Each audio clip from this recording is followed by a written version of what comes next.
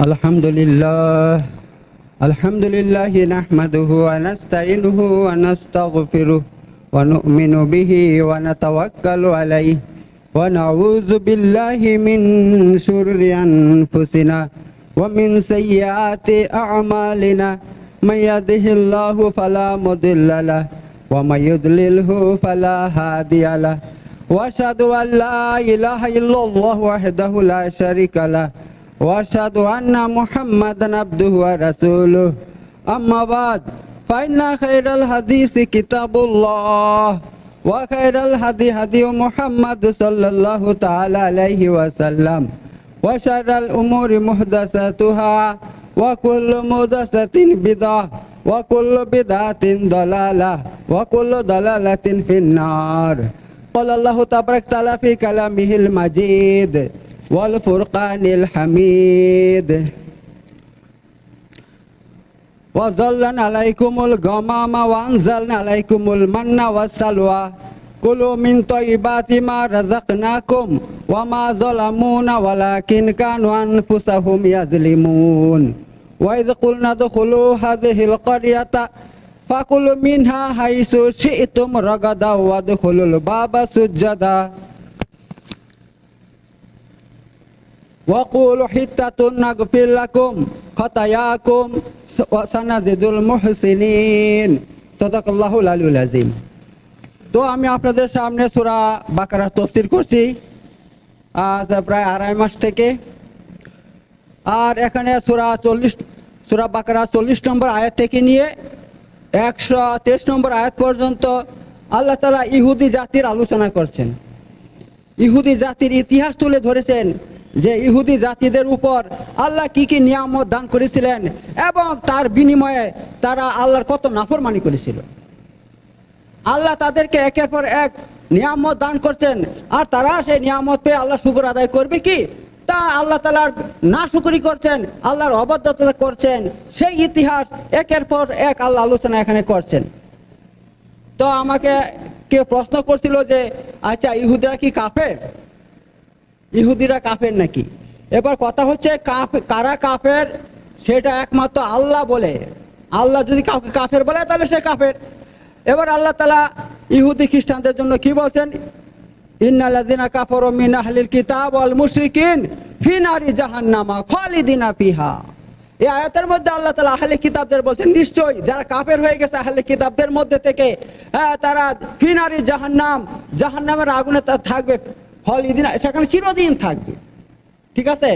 তো এখানে আল্লাহ তাআলা আহলে কিতাব বলতে ইহুদি এবং খ্রিস্টান তারাও কাফের এবং যারা মুশরিকরাও কাফের। এবার মুশরিক বলতে এখানে মূর্তি পূজা বুঝাচ্ছে। ঠিক আছে? তো এতে যারা মূর্তির পূজা করে তারাও কাফের, ইহুদি খ্রিস্টানরা কাফের এবং তারা চিরদিন জাহান্নামের আগুনের মধ্যে থাকবে। তো দেখুন, ইহুদি জাতি একটা প্রাচীন জাতি এবং জাতা নয়, তারা নবী থেকে হযরত ইয়াকুব আলাইহিস সালাম, তিনার অন্য নাম ছিল ইসরাইল, তিনার 12টা সন্তান ছিল। ঠিক আছে? প্রথম স্ত্রীর 10টা, দ্বিতীয় স্ত্রীর 2টো। এই 12টা সন্তান থেকে যে গোত্র তৈরি হয়, একটা 12টা বংশ তৈরি হয়, তাদেরকে এক কথা বনি ইসরাইল বলা হয়, অন্য ভাষায় ইহুদি বলা হয়। এত তারা আজে বাজে নয়, নবীদের সন্তান তারা, কিন্তু তারপরও তারা দুনিয়ার মধ্যে সব থেকে পথভ্রষ্ট জাতি হিসাবে গণ্য হয়ে গেছে। কেন? তারা একের পর এক আল্লাহর সঙ্গে বেয়াদবি করেই যাচ্ছে। সূরা আপনার ইয়ার মধ্যে আছে, আপনার তওবার মধ্যে আল্লাহ সে কথা বলে দিয়েছে, আল্লাহর সঙ্গে তারা বেয়াদবি করছে। যখন জাকাত এবং দান খয়রাতের আয়াত নাজিল হয় যে তোমরা আল্লাহর রাস্তায় কি করো, দান খয়রাত করো, তাহলে আল্লাহ তোমাদের বাড়িয়ে দিবে। তখন ইহুদিরা কি বলছিল? মদিনার ইহুদিরা বলছিল যে আল্লাহ গরিব, আল্লাহ হচ্ছে গরিব আর নাহনু আগনিয়া, আমরা হচ্ছে বড় লোক। ঠিক আছে? তো আল্লাহ তাআলা সেখানে উত্তর দিয়েছে যে আল্লাহ শুনে ফেলছে তোমরা কি বলেছো, তোমরা যে এরকম অভদ্র কথা বলছো, আল্লাহর সঙ্গে এত বড় বেয়াদবি করেছো, আল্লাহ সেটা শুনে ফেলেছে, আর তার শাস্তি তোমাদেরকে জাহান্নামের আগুন একমাত্র তোমাদের জন্য। তো ইহুদি জাতি এমন একটা জাতি, সেই নিয়ে আমি দীর্ঘদিন থেকে আলোচনা করছি একের পর এক। তো আল্লাহ এখানে কি বলছেন? ওয়াজাল্লানা আলাইকুমুল গামামা ওয়ানজালনা আলাইকুমুল মান্না ওয়া সালওয়া ওয়া জাল্লালনা, আর আমি আলাইকুম, আমি তোমাদের উপরে ছায়া দান করেছিলাম কিসের দ্বারা? গামামা, অর্থাৎ মেঘ দিয়ে, আকাশে মেঘ দিয়ে ছায়া দান করেছিলাম তোমাদেরকে। কেন? ওরা সাগর পার হয়ে যখন একটা বিরাট বড় ময়দান, তিহ নামক একটা ময়দানে আসে, সেখানে গাছপালা ছিল না, তাই সেখানে সবসময় রোদের কারণে, গরমের কারণে থাকতে পারছিল না। আল্লাহ দয়া করে মেঘমালা তাদের উপরে নিয়ে আসেন এবং সে মেঘমালা তাদেরকে ছায়া করে রাখে, যার ফলে গরম লাগে নাই, তারা গরমও ছিল না, খুব ঠান্ডাও ছিল না, এরকম অবস্থায় তাদেরকে আল্লাহ রেখে দেয়। এবার সেখানে খাবারের কোনো ব্যবস্থা ছিল না। কেন?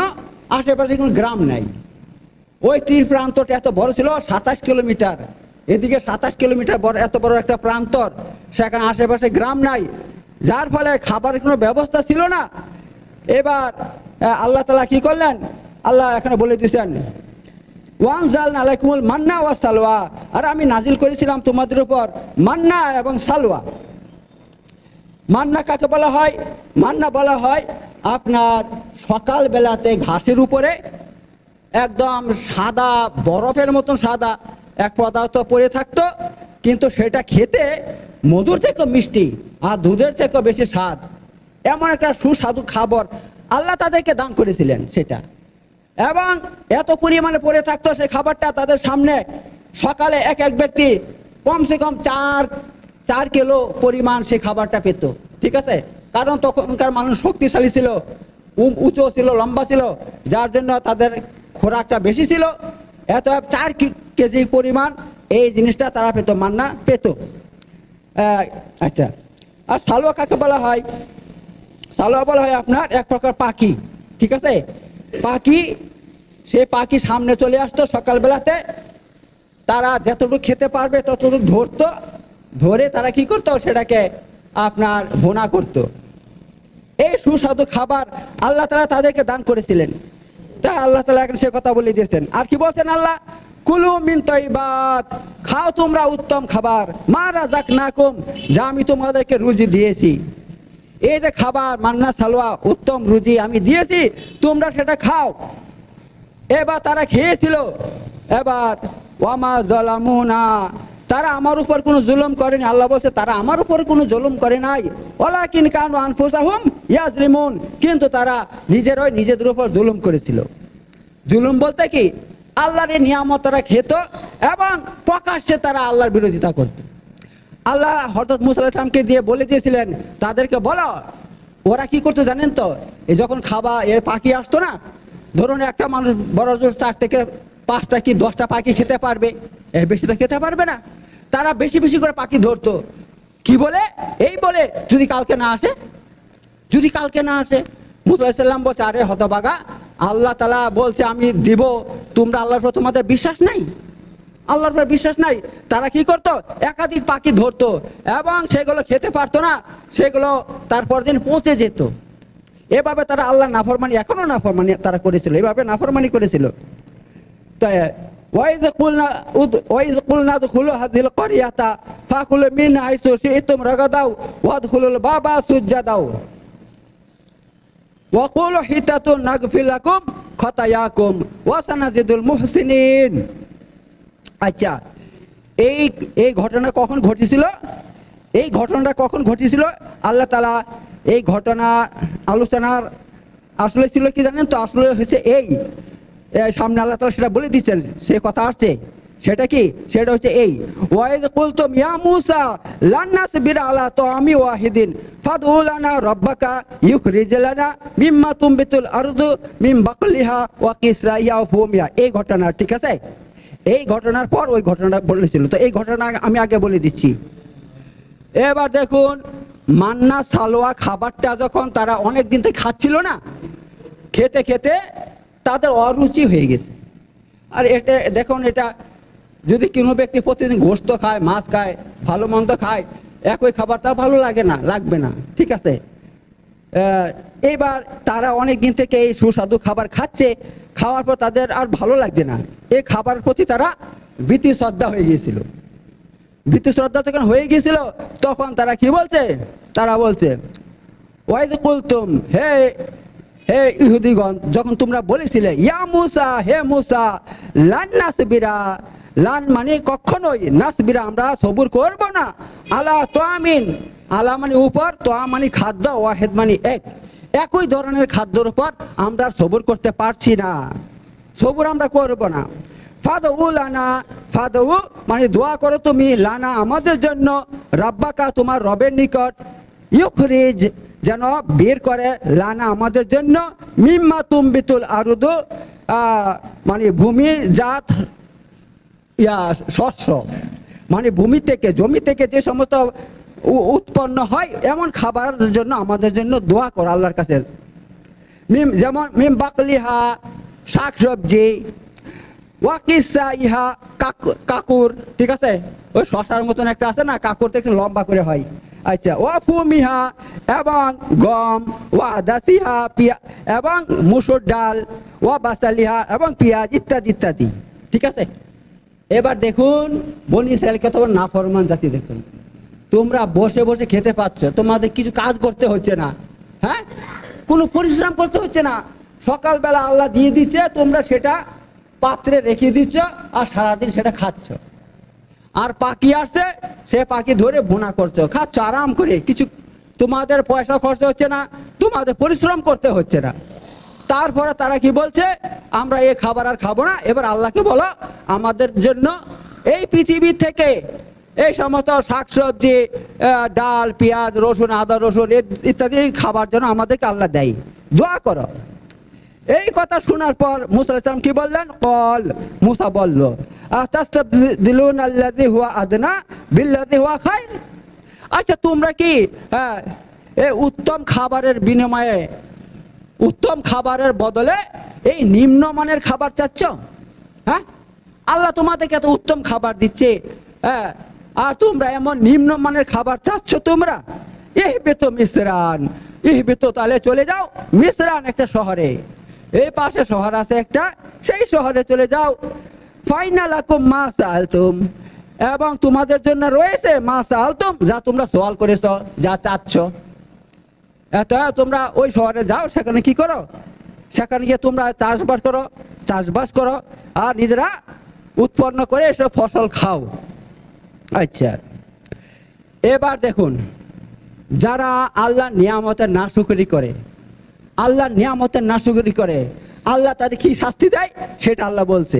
আল্লাহ বলছেন ওয়া যুরিবাত আলাইহিমুজ জিল্লা ওয়াল মাসকানা, আল্লাহ তাদের উপরে নিযুক্ত কি করে দিল, জিল্লাত মানে কি লাঞ্ছনা, মাসকানা মানে দারিদ্রতা চাপিয়ে দিল, ঠিক আছে, লাঞ্ছনা আর দারিদ্রতা চাপিয়ে দিল আল্লাহ তাআলা। সেটা কিভাবে, তার জবাব ওয়াইজ তাআযানা রাব্বুকা লা ইয়াবাসান্না আলাইহিম ইলা ইয়াউমিল কিয়ামা মা ইয়াসুমুহুম সুআল আযাব, ঠিক আছে, আল্লাহ তাআলা বলে দিয়েছেন, কি বলছেন, ওয়াইজ তাআযানা, এবং যখন জানিয়ে দিল রব্বুক আপনার রব, কি জানিয়ে দিল, লা ইয়াবাসান্না আলাইহিম, অবশ্যই অবশ্যই প্রেরণ করব আমি তাদের উপর, কাদের উপর, এই ইহুদি জাতির উপর, ইলা ইয়াউমিল কিয়ামা, কিয়ামতের দিন পর্যন্ত, এমন শাসক, মা ইয়াসুমুহুম, যে তাদেরকে মন্দ শাস্তি দেবে, সুআল আযাব মানে তাদেরকে মন্দ শাস্তি দেবে, খারাপ শাস্তি দেবে, তাদেরকে শাস্তি দেবে। তো আল্লাহ তাআলা কি করলেন, যখন তারা আল্লাহ নাফরমানি করলো, আল্লাহ তাআলা তাদের উপর এমন শাসক চাপিয়ে দিল, ওই শাসক তাদেরকে কি করলো, তাদেরকে ওই দেশের মধ্যে কোন ঠাসা করে রেখে দিয়েছে, তাদেরকে চাকরি বাকরি দিচ্ছে না, সরকারি চাকরি টাকরি পাচ্ছে না, ভালো ব্যবসা বাণিজ্য করবে তারও সুযোগ পাচ্ছে না, হ্যাঁ, মানে সকল প্রকার নাগরিকত যে অধিকার আছে তা থেকে বঞ্চিত করে দিল, যার ফলে তারা দারিদ্র হয়ে গেল, ঠিক আছে, দারিদ্র হয়ে গেল, একদিকে লাঞ্ছিত হচ্ছে, অন্যদিকে দারিদ্র হয়ে গেল, একদম গরিব হয়ে গেছে তারা। এই শাস্তি আল্লাহ তাআলা কি করলো, তাদের উপর চাপিয়ে দিয়েছে, এই কথা আল্লাহ তাআলা এখানে বললেন। আচ্ছা, আর তারপরে আল্লাহ তাআলা কি বলছেন, দাঁড়ান, আমাকে সব একের পর এক বলতে হয়, এই জন্য, ঠিক আছে, আল্লাহর পক্ষ থেকে তাদের উপর গজব নাযিল হলো, গজব অর্থ হচ্ছে ক্রোধ, আল্লাহ রেগে গেছে তাদের উপর প্রচন্ড ভাবে আল্লাহ রেগে গেছে। আর যখন কোনো জাতির উপরে, কোনো ব্যক্তির উপর আল্লাহ রেগে যায় প্রচন্ড ভাবে, তখন হঠাৎ করে তার উপর কোনো এমন আপদ বিপদ চলে আসবে, বালা মুসিবত চলে আসবে, তার শত্রু হঠাৎ তার উপর আক্রমণ করবে, হ্যাঁ, কোনো কঠিন রোগে পড়ে যাবে, এমনভাবে তাদের উপর আল্লাহর গজব একের পর এক আসতে লাগলো। ঠিক আছে, এই হচ্ছে ব্যাপার। জালিকা বিআন্নাহুম কানু ইয়াকফুরুনা বিআয়াতিল্লাহ। এবার দেখুন, এই যে তাদের উপর তারা দারিদ্র হয়ে গেছে, তারা লাঞ্ছনা গঞ্জনায় পড়ে গিয়েছে এবং আল্লাহর আযাবে, আল্লাহর গজবে পড়ে গিয়েছে, তার কারণ কি? এ আল্লাহ তাআলা বলছেন জালিকা বিআন্নাহুম কানু ইয়াকফুরুনা বিআয়াতিল্লাহ। তার এক নম্বর কারণ হচ্ছে তারা আল্লাহর আয়াতকে তারা অস্বীকার করেছে। আল্লাহর আয়াতকে যে কেউ অস্বীকার করে, এখন আয়াত বলতে কি?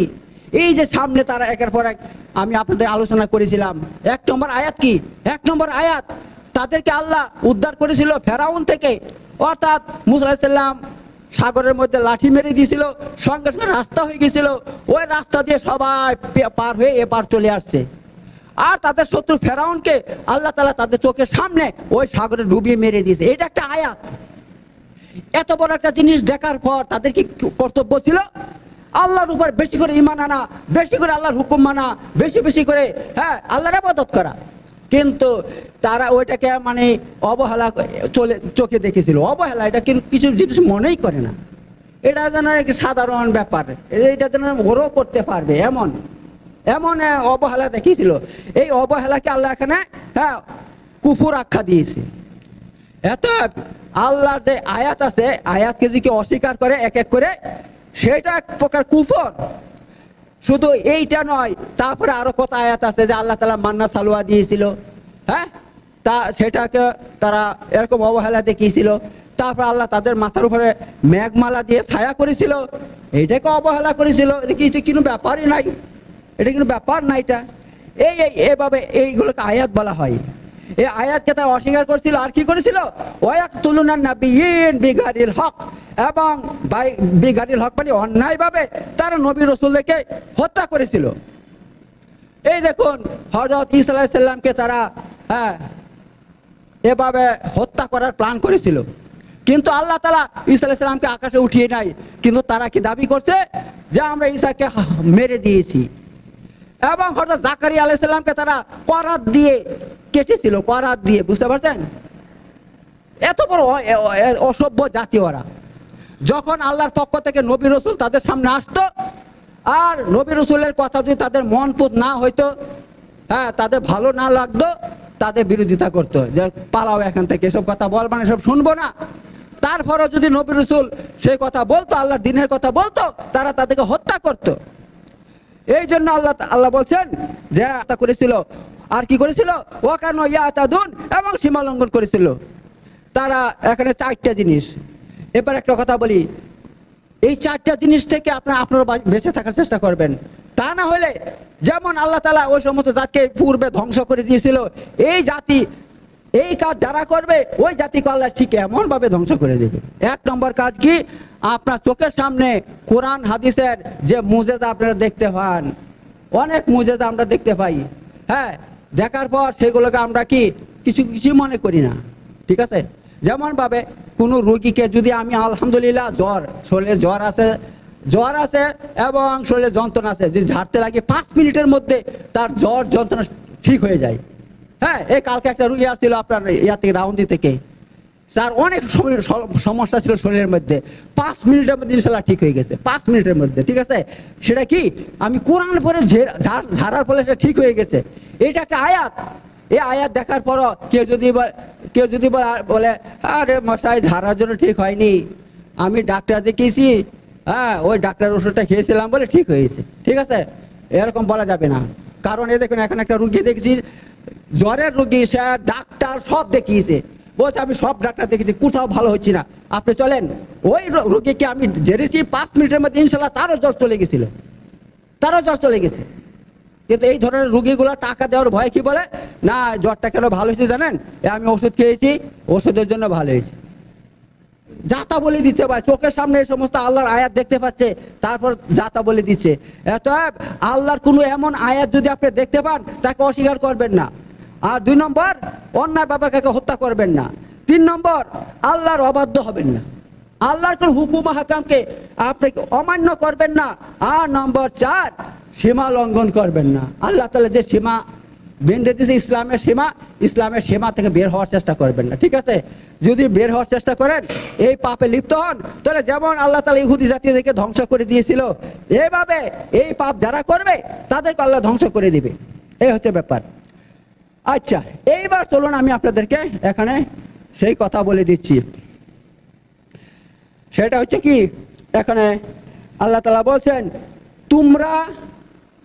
তোমরা যে চাচ্ছ যে এই খাবো সেই খাবো, ঠিক আছে, তোমরা কি করো, তোমরা পাশে একটা আছে, এখানে করিয়া বলছে আল্লাহ তাআলা, এখানে করিয়া, ঠিক আছে, তোমরা এই গ্রামের মধ্যে প্রবেশ করো। ওয়াইজ কুলনা দুখুলু হাযিল করিয়া, এবং যখন আমি বলেছিলাম এই ইহুদিদেরকে উদখুলু হাযিল করিয়া, তোমরা প্রবেশ করো এই করিয়াতে, এই গ্রামের মধ্যে, ফাকুলু মিনহা হাইসু শি'তুম, ফাকুলু, এবং তোমরা খাও, মিনহা ওই গ্রাম থেকে, হাইসু শি'তুম তোমরা যা ইচ্ছা, রাগাদান শি'তুম মানে তোমরা যা চাইবে, রাগাদান ইচ্ছা মতো, ওয়াদখুলুল বাব, এবং ওই গ্রামের যে বর্ডার আছে, ওই গ্রামের সীমা আছে, তাকে বাব বলা হয়েছে, ওখানে প্রবেশ করো সুজদান, সেজদা করে করে, সেজদা। দেখুন এই আয়াতের মধ্যে আল্লাহ দুইটা হুকুম দিয়েছে, দুইটা হুকুম। এক নম্বর, তোমরা এই গ্রামে প্রবেশ করো কি করতে করতে, সেজদা করতে করতে। সেজদা মানে কি, তোমরা একটু সামান্য পথ হেঁটে হেঁটে একটু সেজদা করো, আবার একটু হেঁটেছো, হেঁটে হেঁটে আল্লাহ সেজদা আল্লাহকে করতে হবে, আল্লাহকে সেজদা করতে হবে। ওয়াকুলু হিত্তাতুন, আর কি বলো, হে আল্লাহ আমাদের, হিত্তাতুন মানে আমাদেরকে ক্ষমা করো, আমাদেরকে ক্ষমা করো। এই দুইটা হুকুম আল্লাহ দিয়েছিল তাদেরকে। তাহলে কি হবে, আল্লাহ বলছে নাগফির লাকুম খতায়াকুম, তাহলে আমি তোমাদের সমস্ত পাপকে মাফ করে দিব, ওয়া সানাজিদুল মুহসিনিন, এবং তোমাদের মধ্যে যারা নেককার আছে, পরেজগার আছে, তাদেরকে আমার নিয়ামত আরো বাড়িয়ে দিব, নিয়ামত বাড়িয়ে দিব। এইবার দেখুন তারা কি করছে, তাদের আল্লাহ বলছে ফাবাদাল্লাযিনা যালামু কাওলান গায়রাল্লাযী কিলা লাহুম, আর জালেমরা বদলিয়ে দিয়েছে তাদের ওই কথা, কিলা লাহুম, যা বলতে তাদেরকে বলা হয়েছিল, ঠিক আছে, তাদের কি বলতে বলা হয়েছিল, আল্লাহ বলছে বলো হিত্তাতুন, আমাকে ক্ষমা করা, এই কথা বলতে বলতে যাও ওই গ্রামের ভিতরে প্রবেশ করো আর আল্লাহকে সেজদা করো। তারা আল্লাহকে সেজদাও করেনি, হিত্তাতুনও বলে নাই, অর্থাৎ হে আল্লাহ আমাকে ক্ষমা করো, আমাদেরকে ক্ষমা করো, এই কথা বলে নাই। কি করেছিল, তারা বলছিল হিনতাতুন, হিত্তাতুনের জায়গায় হিনতাতুন। হিনতাতুন মানে কি, গম দাও, গম দাও, গম মানে এই সমস্ত গম যে আটা তৈরি করে। তো এত কত বড় জালেম বলুন দেখি, হ্যাঁ, আল্লাহর হুকুমের সরাসরি বিরোধিতা, একেবারে সঙ্গে সঙ্গে আল্লাহর সঙ্গে চ্যালেঞ্জ করছে, মানে মানে সীমা লঙ্ঘন করছে, ঠিক আছে। তখন আল্লাহ কি বলছে, আল্লাহ বলছেন ফানজালনা আলাল্লাযিনা যালামু রিজা মিনাস সামা, ফানজালনা, অতঃপর আমি নাজিল করেছিলাম, আলাল্লাযিনা যালামু, জালেমদের উপর, রিজজাম, রিজা মানে কি শাস্তি, কোথায় থেকে, মিনাস সামা, আকাশ থেকে। আকাশ থেকে কি শাস্তি আল্লাহ অবতীর্ণ করলো, ঝড় তুফান, কঠিন ঝড় তুফান তাদের উপর আল্লাহ তাআলা অবতীর্ণ করলো। এমন ঝড় তুফান যে তাদেরকে কেউ কেউ উড়িয়ে নিয়ে ওই এখান থেকে না ওইখানে ফেলেছে, ওখান থেকে অন্য জায়গাতে ফেলেছে, বুঝতে পারছেন তো। কিন্তু আল্লাহ তাআলা তাদেরকে মারে নাই, মারবো না, তাদেরকে দেখাবো আমার এদেরকে। তো এমন ঝড় তুফানের শাস্তি দিয়েছিল। তার সঙ্গে সঙ্গে কি করেছিল, মুফাসসিররা বলছেন তাদের উপর এক প্রকার আল্লাহ তাআলা প্লেগ বলে একটা মহামারী আছে, ওই রোগ তাদের উপর ছড়িয়ে দিয়েছিল, ঠিক আছে, ওই রোগ তাদের উপর লাগিয়েছিল। কেন, আল্লাহ বলছে কেন, বিমা কানু ইয়াফসুকুন, তাদের এই পাপের কারণে, তাদের এই পাপের কারণে আমি তাদেরকে এভাবে শাস্তি দিয়েছিলাম। তো দেখুন কত বড় নাফরমান তারা, হ্যাঁ, এভাবে একের পর আল্লাহ নাফরমানি করেই যাচ্ছে, আর আল্লাহ তাআলা তাদেরকে একের পর এক কি করছে, নিয়ামত দিয়ে যাচ্ছে। এবার আল্লাহ আরেকটা কথা বলছেন, ওয়াইজিস্তাসকা মূসা লিকাওমিহি, এবং স্মরণ করো ওই দিনের কথা যখন মূসা আলাইহিস সালাম পানি চেয়েছিল, কার জন্য, লিকাওমিহি, তার জাতির জন্য, এই এদের জন্যই, ইহুদিদের জন্য পানি চেয়েছিল। এটা ওই প্রান্তরের ঘটনা, ঠিক আছে। সেখানে বিশাল পানির অভাব, কোথাও পানি নাই, পানি খাওয়ার জন্য তারা ছটফট করছে। আর মূসাকে বলছে, হে মূসা, পানির ব্যবস্থা করো, তোমার আল্লাহকে দোয়া করো আল্লাহর কাছে পানি দেওয়ার জন্য। তখন মূসা আলাইহিস সালাম আল্লাহর কাছে দোয়া করলেন যে আল্লাহ তাআলা তাদের জন্য পানির ব্যবস্থা করে দেন। ফাকুল নাজরিব বিআসাকাল হাজার, আল্লাহ বলছেন আমি বলেছিলাম, কি বলেছিলাম, ইজরাব বিআসাকাল হাজার, হে মুসা ইজরিব মানে কি আঘাত করো, বিআসাক তোমার লাঠি দিয়ে হাজার পাথরকে, বিশাল বড় একটা পাথর আছে বুঝলেন তো, ওই পাথরের মধ্যে লাঠি দিয়ে আঘাত করো। যখন তিনি আঘাত করলো কি হলো, ফান ফাজারাত মিন হুসনাতা আশারাতা আইনান, ঠিক আছে। ফান ফাজারাত ইনফাজারাত অর্থ মানে প্রবাহিত হওয়া, প্রবাহিত হইল মিনহু ওই পাথর থেকে ইসনাতা আশারাতা 12টা, ইসনাতা মানে 2, আশারা মানে 10, 2 আর 10 কত 12টা আইনান, আইনান মানে ঝরনা, ঠিক আছে। 12টা ঝরনা প্রবাহিত হইতে লাগলো ওই পাথর থেকে। এটা একটা জিনিস দেখেন, পানি কোনোদিন, এটা কি বাস্তবে সম্ভব যে পাথর থেকে পানি বের হবে? কিন্তু আল্লাহ পাথর থেকে পানি বের করে দেখিয়েছিলেন তাদেরকে, যাতে তারা আল্লাহর পর ঈমান নিয়ে আসে। এই জন্য কাদ আলিমা কুল্লু নাসি মাশরাবাহুম, কাদ অবশ্যই আলিমা জেনে গিয়েছিল, কুল্লু সমস্ত উনাস মানুষেরা, মাশরাবাহুম তাদের পান করার ঘাট, ঠিক আছে। মানে 12টা পানির ঝরনা প্রবাহিত হচ্ছে এবং সেখান থেকে পানি বেয়ে বেয়ে যাচ্ছে। আর 12টা তাদের জাতি ছিল বা গোত্র ছিল, এবং সবাইকে বলে দেওয়া হয়েছিল তোমাদের এইটা, তোমাদের এইটা, তোমাদের এইটা, 12টা গোত্রকে মুসা আলাইহিস সালাম সব দেখিয়ে দিয়েছিল। এত সবাই জেনে গিয়েছিল কার কোনটা, তারা সেটার মালিক হয়ে গেছিল, আর সেখান থেকে নির্দিষ্টভাবে পানি পান করছে। আর এখনো পর্যন্ত সেটা আছে মিশরের মধ্যে, এখনো পর্যন্ত সেটা আছে, বুঝতে পারছেন তো। আমি তো যাইনি, এখন দেখুন ইসলামকে বোঝা খুব সহজ হয়ে গেছে ফেসবুকের কারণে। এই অনেক পর্যটক আছে, তারা বিভিন্ন দেশ ভ্রমণ করে। তো আমাদের বাংলাদেশি কিছু পর্যটক আছে, তারা গিয়েছিল আপনার মিশরে। আর এই যে 12টা চশমা বা ঝরনা, সেটা তিনি ভিডিও করে সুন্দর করে দেখিয়েছে। এখনো সেখান থেকে অটোমেটিক পানি বের হচ্ছে ভাই, অটোমেটিক পানি বের হচ্ছে, অন্য কোথাও পানি নাই, ও সেখান থেকে পানি বের হচ্ছে। আর সে পানি চর করে একটা নালা দিয়ে চলে যাচ্ছে ভাই। সে কোরআনে যা বলছে ভাই সব বাস্তব, একেবারে সত্য ঘটনা ভাই। এর জন্য প্রতিটা মুসলমানের এখন ঈমান আরো বেশি করে বেড়ে যাচ্ছে এই সমস্ত দেখার পর, ঠিক আছে। তো এটা ওই পাথর থেকে পানির ঝরনা বের হয়েছে, এবং এই 12টা গোত্র তারা জেনে গেছে কার কোনটা, সেখান থেকে তারা কি করতো, ওই পানি নিত। এবার আল্লাহ বলছেন কুলু ওয়াশরাবু মির রিজকিল্লাহ, এত তোমরা খাও পান করো মির রিজকিল্লাহ, আল্লাহর দেওয়া এই রুজি। ওয়ালা তাসাউ ফিল আরদি মুফসিদিন, কিন্তু পৃথিবীর মধ্যে দাঙ্গা ফ্যাসাদ করে বেড়াবে না। এই কথা কেন বলছেন? এই যে বনি ইসরাইল জাতি এই বিশ্বের মধ্যে 1 নম্বর জালেম জাতি, 1 নম্বরের মানে অসভ্য জাতি, ঠিক আছে। তাদের ওই তখন থেকে তাদের কাজ দাঙ্গা ফাসাদ করা, মানুষকে খুন করা, মার্ডার করা ইত্যাদি করা। আর বর্তমান বিশ্বের মধ্যে বনি ইসরায়েলদের, কারণ কোরআনের মধ্যে আল্লাহ নিজে তো বলে দিয়েছে, নিজে বলে দিয়েছে সূরা মাইদার মধ্যে, আমি বললাম না একটু আগে যে আল্লাহ তাআলা সেখানে কি বলে দিয়েছে সূরা মাইদার মধ্যে, যে হে মুসলমানরা, এই পৃথিবীর মধ্যে তোমার সব থেকে বড় তোমাদের দুশমন হচ্ছে, 1 নম্বর শত্রু হচ্ছে ইহুদি, তারপরে হচ্ছে মুশরিক। আল্লাহ এখানে পরিষ্কার মুশরিকের নাম করে দিয়েছে, মুশরিক বলতে মূর্তি পূজক যারা আছে। আর আমরা সেগুলো দেখতে পাচ্ছি ভাই, ইহুদিরা 1 নম্বর, আর তারপরে পরেই এই মুশরিকরা আছে। এই মুশরিকরা ইসলাম মুসলমানদের 1 নম্বর দুশমন ওরা পৃথিবীর মধ্যে, আল্লাহ বলে দিয়েছেন সে কথা। তো এই হচ্ছে ব্যাপার, এই জাতি তখন থেকে নিয়ে এ পর্যন্ত আল্লাহর নাফরমানি করেই চলছে। আর আল্লাহ তাআলা তাদেরকে এত নিয়ামত দান করছেন, এই দেখতে পাচ্ছেন, হ্যাঁ, পাথর থেকে পানি দান করছেন, তারপরে মান্না সালুয়া দান করছেন, আরো কত নিয়ামত আছে। এখন সামনে অনেক কথা বাকি আছে, ঠিক আছে, একদিনে সব বলা সম্ভব নয়। এর জন্য আমি ইনশাআল্লাহ সামনে শুক্রবারে আরো বিস্তারিত এ নিয়ে আলোচনা করব। বারাকাল্লাহু ফিকুম নাযিম ওয়া নাফা যিকরুহু মিন্নাহু তাআলা জাওয়াদুন কারীমুন মালিকুন বাররুর রাউফুর রহিম।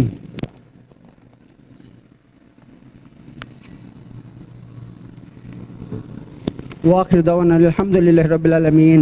ইন্নাল্লাহ